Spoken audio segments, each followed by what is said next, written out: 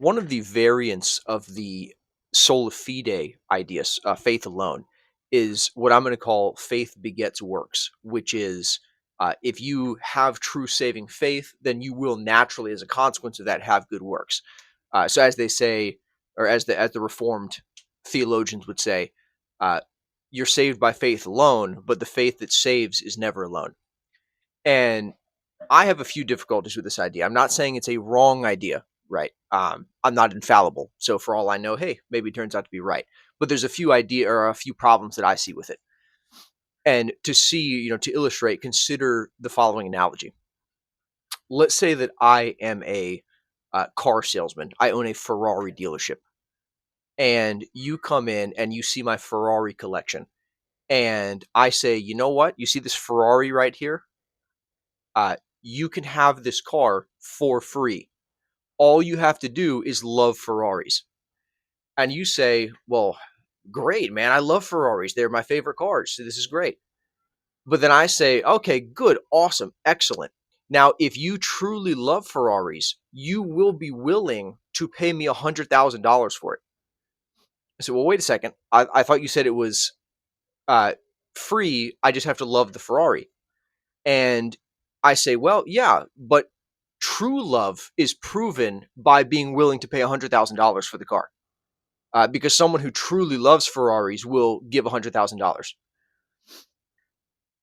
Now, you would probably say to me, "Hey, that's not any different than just demanding $100,000 for the car." Well, no, no, no, it's free. You see, it's free. All you have to do is love the car.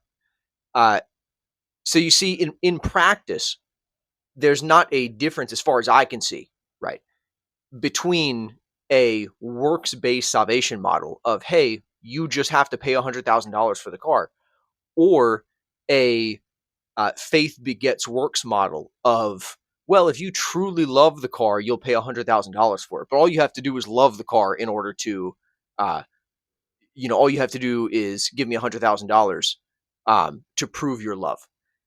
And you could even say, well, you can have the car for free, but as soon as I give you the car, you're actually going to work your whole life to get $100,000, liquid cash or whatever, to give me after I give you the car, because that will prove that you truly love the car.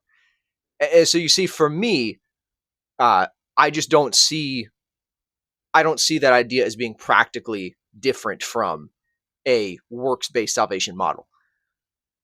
And on top of that, I personally am unconvinced of the scriptural citations to show this idea. I think that James 2:24, um, and again, maybe I'm wrong. Maybe the church throughout history was wrong.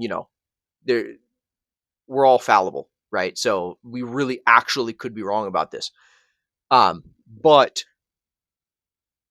I don't see James 2:24 as supporting the idea of faith begets works, because James does not say, well, you're justified by faith, but that faith will produce works. He says you're justified by works, not by faith alone.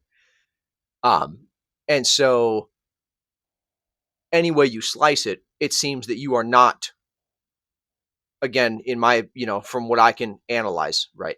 Um, I don't see any practical way in which you could say we're justified by faith alone. But again, I could be wrong here. This is just uh you know the thoughts and opinions of a fallible man. So um but yeah, that's my difficulties with the idea. The faith begets works model. So see you guys later.